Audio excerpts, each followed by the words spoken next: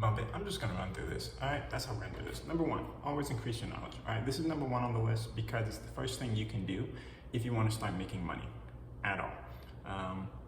Learn more in your field, learn more about how to make money, learn more about anything you can as it pertains to how you make money. So yeah, that's number one. There's a story during the California gold rush. The first guy who found gold in the river, after he tested it out and found out there was gold, he kept it a secret all to himself. He didn't want to tell nobody that there was gold in the river. He just said, shh, shh, shh, shh, shh, shh. The second guy, who later found gold in the river, I guess he was further downstream, he went to the city and he bought up all of the gold mining equipment he could get his grubby little paws on. Why? Because he understood the concept of supply and demand. After buying up all of the mining equipment he could get his hands on, he went to the city and told everybody there's gold in the city. In the river. Then everybody ran to the river and they started mining the gold like nobody's business.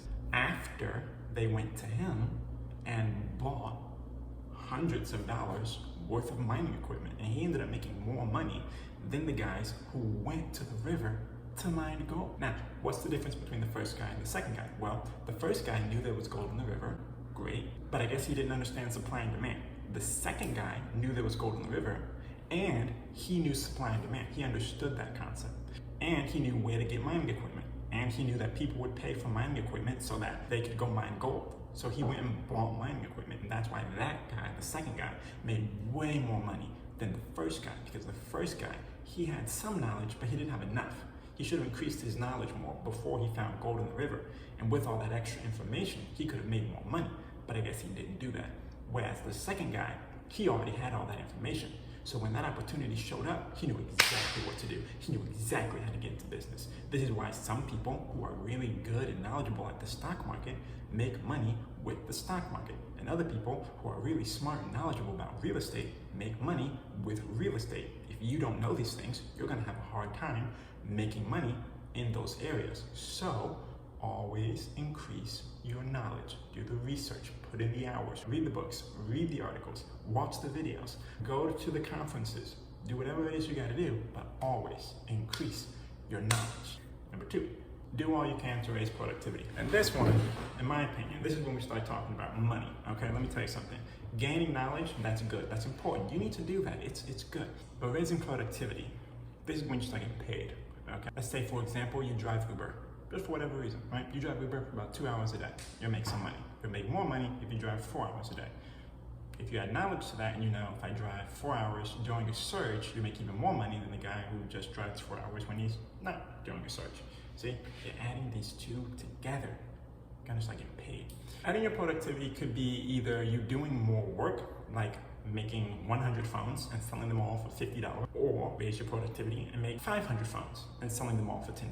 Now you just 5x'd your income because you've raised your productivity. Or you could make 100 phones, but they're of a better quality than the first 100 phones. The first 100 phones, they were decent, nice flip phones or whatever, but then you start making iPhones or whatever with higher value, higher quality phones. You've arguably raised your productivity because you've produced something of a higher value than the first time. Number three, don't have income rise faster than productivity. And this is kind of like the flip side of number two, which was do all you can to increase productivity. And this one is kind of like you're raising your income just by kicking up prices. We call that inflation, and we don't always like it. You remember when gas prices were going through the roof and they were getting higher than some of your credit scores?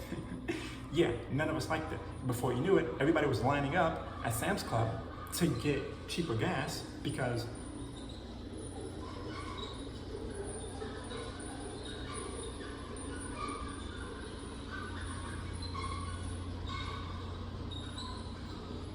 I don't know if y'all can hear that, but it's pretty loud. I'm gonna pretend you can't hear it, and if you can, sorry.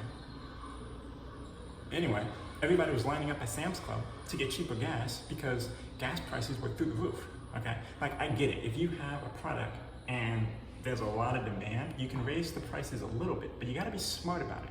You can't just kick prices up to 1,000, especially if it's only worth 300 bucks. Because at some point, somebody's gonna come along and they're gonna be like, why the heck am I paying $1,000 for a product that's only worth $300. It doesn't make any sense. You know what? I could make that same product for $300 and I can do it better. And then they're gonna start making your product and then they're gonna start selling your product for cheap. And at some point, people are gonna be going around, they're gonna be looking and like, oh, his is $1,000, but his is 300. And actually, they're exactly the same. I'm buying the 300 one. It's like when you go grocery shopping, right? You find milk.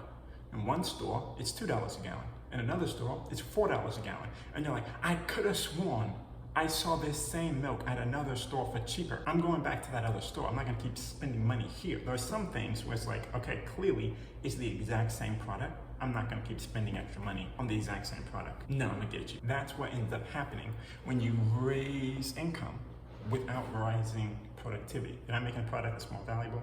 You're not making more of those products. You're just making the price higher on that product. And what ends up happening is you lose your compatibility. You can't compete in the market, okay? No one really wants your product because it's overpriced. That's what I'm saying. Don't overprice your products. Don't overprice what you're selling. Don't have your income rise faster than productivity. The same is true if you're on a job. You are working a job and you go in and you negotiate a higher salary. And then next year you're doing the same job, but you go get a higher salary. And you're doing the same job, and then next year you raise a higher salary. At some point your employer is gonna be like, you know, I really like so-and-so, he's a good worker, but we could get this job done for a lot less. You're fired, and I'm gonna hire somebody else and pay them less. This is why so many jobs got exported out of the United States somewhere else, because cheaper labor. People are willing to pay cheaper to get your job done. Or we'll have robots do it. Cheaper to keep the robots running than it is to have someone on salary with benefits and vacation. Number 4, there's 2 to this one. You need to have a budget and track your spending. You can't have one without the other, okay? Have a budget, track your spending. That's very important that you have both of these. One without the other isn't going to work, as well as having both of them. Having a budget without tracking your spending is like confessing your sins without repenting. It's like if I punch you in the face and then I say I'm sorry, but then I punch you in the face again. It's like, no. I'm glad you apologized the first time you punched me in the face, but at the same time, stop punching me in the face. So when it comes to having a budget and tracking your spending, you need to do both. The budget is your plan. That's you sitting down with a pen and paper on purpose, saying, okay, I bring in this much money, I'm gonna spend that much money, and then I should have this much money left over, and then with that leftover money, I'm going to invest it, or I'm gonna give it away, or I'm going to yada, yada, yada, go on vacation, whatever you choose. It's up to you. It's up to you, but you need to have a budget. After you put the budget together, when you go on through your week, or throughout your month, or throughout the year, you need to be keeping track of just how much money you're spending. Like, okay, rent, did I spend? Yes, I did. Okay, groceries, did I, according to my budget? Yes, I did. Okay, savings, did I put as much away? Yes, I did. Tracking your spending helps you stay on track of your budget, and your budget is what gives you a plan. If you're going to be handling your money, you need to be doing both of these, keeping track of your budget. Hey, if you like this stuff, if this is good information to you, go ahead and hit that like button, and go ahead and hit that subscribe button too while you're down there. Might as well. If there's something else you want me to talk about, comment below, let me know. Let's move on. Number 5, don't let debt rise faster than income at all. Just don't do it. Don't do it. Here's my opinion. In my personal opinion, get out of debt and stay out of debt. Now that's not just me. Other gurus will tell you that. Other gurus. Financial gurus will tell you that. I'm just a millionaire in the making. Actual millionaires will tell you, get out of debt and stay out of debt. And when I say actual millionaires, I mean Dave Ramsey will tell you, get out of debt and stay out of debt. But at the same time, I understand debt is kind of a necessary evil, especially if you don't have any money. Like if you want to get into real estate, it's gonna be pretty darn hard for any of us regular people to go get $500,000 to buy a whole property in cash. If you want to get a car, it's gonna be a little difficult for any of us to go buy an $80,000 car. It's challenging. Even if you want to get a used car and you, by some miracle, figure out how to get it for $10,000 or $12,000, it's still $10,000 or $12,000. It's a lot easier to get $10,000 or $12,000 saved up than it is to get $500,000. So getting a used car is one thing. But even if you get a rundown house, you're gonna be hard pressed to come up with $90K all in all, unless you're rich. Some of you might be rich. If you're rich, welcome. If you're not rich, you're gonna have a hard time getting that much money. So sometimes taking out a loan to help you in the beginning is a necessary evil. You just gotta be careful about it. You don't want to start taking on a butt-ton of debt over and over and over again, racking up. Otherwise, one day something could happen and you'll lose all your money. All right? Having debt, in my opinion, is a necessary evil. It's good if you're using the debt to finance a good asset that you can pay off.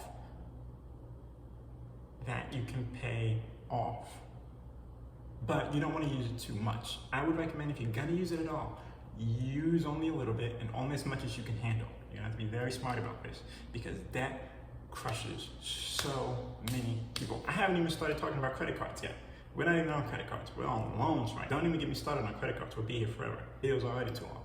Number 6, have an emergency fund. Listen, folks, life happens. All right, stuff happens. You could end up pregnant, or get your girlfriend pregnant. I don't know which one it is. You could lose your job. A fire could strike. A storm could hit. You can get into a car accident. You could get sick, and you will need money. Something could happen where you won't be able to work anymore, but you're still going to need money. All right. If you don't have an emergency fund, get one, because you're gonna need one. It needs to be close to 3 to 6 months of your expenses.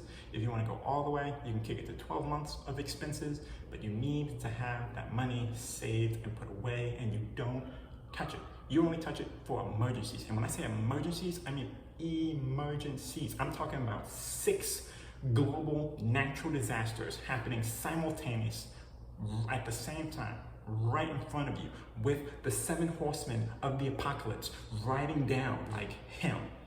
Get him. Okay, that's a bit much. 6 horsemen of the apocalypse will do. It doesn't have to be all 7. Just 6 is good. Number 7, invest wisely. Okay, this is kind of similar to number 2, which was increase your productivity. The difference is, with number 2, increasing your productivity is you doing more work or smarter work for you to get more money. When I say invest wisely here in number 7, what I really mean is take some of your extra money and make that money work for you. Now we're getting into passive income. Now we're getting into dividend stocks. We're getting into rental apartments. We're getting into renting your car. Things you can use your money for. You invest them into something, and then it slowly begins to generate more money for you as time goes on. That's really how you want this to go. That's really how you want this to play out. Because truth be told, you're only gonna get 24 hours in a day. And sure, you can increase your skill set and start doing things that are more valuable and producing things that are more valuable, so more people will be involved, more people will be interested, more people will pay for it. But at the end of the day, there's only so much work any one person can do. I don't care what it is. There's only so much work any one person can do. But when you start investing, now you're working and your money is working for you. You can start hiring employees. That takes money. You can start investing in the stock market. That takes money. You can start investing in real estate. That will take someone's money. It doesn't have to be yours, but it's gonna have to be somebody's. So do that, but do it wisely, do it intelligently. Remember, number 1, always increase your knowledge. You need to make sure you know exactly what you're doing before you put your money back, because you don't wanna lose your money. Don't just be like, I'm just gonna put a whole bunch of money here on this stock. Why? Because it's $5. It'll go up to 100. How do you know? Because I said so. If you do that, you're going broke. You're going broke. Now, I'm not going to get too much into the whole investing strategy, but on this channel, I'm going to talk all about real estate, the stock market, investing. Don't even worry about it. But for now, we're just on the fundamentals. So let's get back to that. Number 8, this one's a bit more of a bonus. You want to have more than one bank account. The reason you want to have more than one bank account, for the obvious reasons, you don't want to hold all your eggs in one basket. You put in a lot of work to make this money, all right? And the last thing you need, now, the first thing you don't need is for someone to hack your bank account and you lose all your money. The second thing you don't need is for the bank to be investing your money all wrong, and then you go to the bank to get your money out, and they're like, yeah, we lost it. You don't need that either, okay? The third thing you don't need is for the bank to file bankruptcy, or another bank buys it, and you're like, well, I want my money. Like, yeah, you don't have no money anymore. I don't know if that third one's really an option, but if it is, you don't want that to happen. You want to have your money held in different places. Keep it separated. Almost like diversified. It's not the same, but similar. The other benefit from having multiple bank accounts is some bank accounts will have higher interest rates. Also, it'll help you with your budgeting, which we mentioned in number 4. But you can have a different bank account for different things. So you can have a savings account, strictly for savings. You can have an investing account. Money goes into that account strictly for investing. You can have a checking account. Money goes into that account strictly for daily bills and buying groceries and getting gas and buying clothes, right? Whereas the investing account is investing in your Teslas or your real estate or your Weeb, whatever. And then your savings account, this is just money you're saving because you need an emergency fund. It has to go somewhere. So you have different accounts. If something happens to one account, that's cool. I have my money over here. If something happens to this account, that's cool. I got money in both these places. If something happens to this account, that's great. I have money in these two places. So having multiple bank accounts or multiple accounts is good. But at the same time, remember to keep it simple. You do not need to have a different bank account for every day of the year. But I do recommend you get a business account. So that's like 4 accounts. I would recommend a checking account, an investing account, a saving account, and a business account because, we're business owners here. If you're not a business owner, subscribe anyway. You can watch this stuff because everybody has money and everyone needs to know how to handle their money. Number 9, love your neighbor as you love yourself. This one, you're gonna look at me and be like, that has nothing to do with money. Dislike, unsubscribe, report as spam. Look, how you treat people will affect how much money you make, okay? Look, getting married is grand. Getting a divorce is 10 grand. These bad relationships, treating people poorly, all of that will show up in your bank account. And the thing is, because it's hard to recognize just how closely related the two are, people don't always know. Think of any millionaire, any multimillionaire, any billionaire you know of who got a divorce. I bet money he did not get that divorce because he was the reincarnation of Jesus Christ himself. I bet money one or the other, one of those people, probably both, mistreated each other in some form or fashion and they got a divorce. And it cost them a lot. Getting a divorce is hard enough as it is, and it will take some money with it, okay? When your husband or your wife walks out, some money's gone with it. Also, if you're a business owner and you have customers and you treat them like garbage, they're not coming back to you. Customer service is a huge deal when it comes to customers. People will not be interested in doing business with you if you do not have good customer service and good customer experiences. Think of some of your favorite companies. You like them because of their customer service and whatever product/service they provide. When it comes to Chick-fil-A, people like Chick-fil-A because the food is good and so is the customer service. It's a thing. If you're not treating people well, people don't want to do business with you. People don't want to pay you. A lot of employers, they want hard-working employees. That's good, that's true. But they also want employees with good attitudes. They don't want to have that one employee like he gets his work done, but goodness gracious, he's a jerk. Or yes, she gets her work done, but she's a real. They don't want that. They want people with good attitudes who will work hard, who treat other people nicely. I know in the movies it looks like the bad guy always gets ahead, but that's only in the movies. The bad guy gets fired. The bad guy goes to jail. In real life, that's what happens. The bad guys, they may get ahead for a minute and then they get smacked right back down to reality because we don't like the bad guys. We do not pay the bad guys. We do not employ the bad guys. We don't do business with the bad guys. The bad guys, kick it, they get out of here. And that leads me to number 10, which is love the Lord your God with all your heart, mind, and soul. I know, another biblical principle, but it does in fact affect your finances. First way it affects your finances is every good gift and every perfect gift comes from God Almighty in the first place. So if you're going to be making money, it's coming from Him. And you want Him on your side, not in your path. Okay, it's better to be on the Lord's side than in His path. I know a lot of people say that about the devil, but it ain't true. It's not true. It's better to be on the Lord's side than in His path. You want Him helping you out. You want Him leading you. You want Him showing you which way to go and which way not to go. Trust me on this one. Just if you only do one of them, do this one. Love the Lord your God with all your heart, with all your mind, with all your soul. The blessings of the Lord maketh rich, all right? You want God on your side. With whatever you're doing, you want Him on your side, and you'll do good. And that's all I got for today. Those are the 10 commandments of finance. Those are the 10 fundamental rules on dealing with your money, on handling your money. If you found this useful, hit the like button. If you liked it, go ahead and subscribe. I'll be back in a couple of days. I'm still figuring out the YouTube schedule. This is my first video. But yeah, that's everything. Thanks for stopping by. Peace.